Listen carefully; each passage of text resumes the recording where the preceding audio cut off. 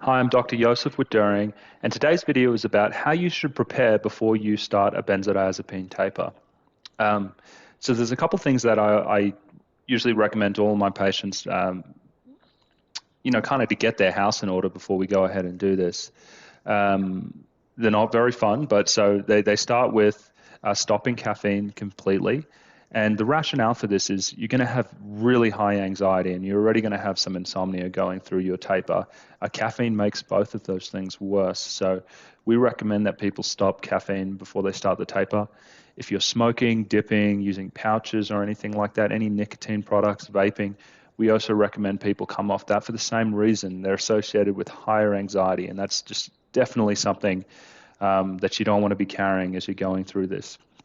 Other things that we look at are stimulating medications. So you may be on ADHD medications, or you may be on a stimulating antidepressant.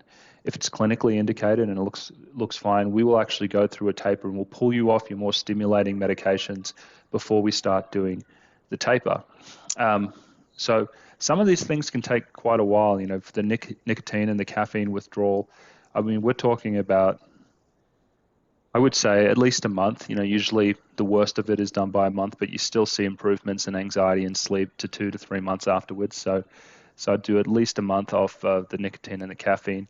If you have to taper off a stimulating medication, depending on the dose and how long you've been on it for, that could be several months as well, if not longer. So the other thing you need to do is make sure you have a doctor that can help you do this. I made another video, which you can see on the YouTube channel, about finding a prescriber who could help you, or what to do if, or how to interview a prescriber in a way where it seems likely that they're going to be able to help you get through this. So that's what you do. That's what you need to know to get your house in order before you begin your taper.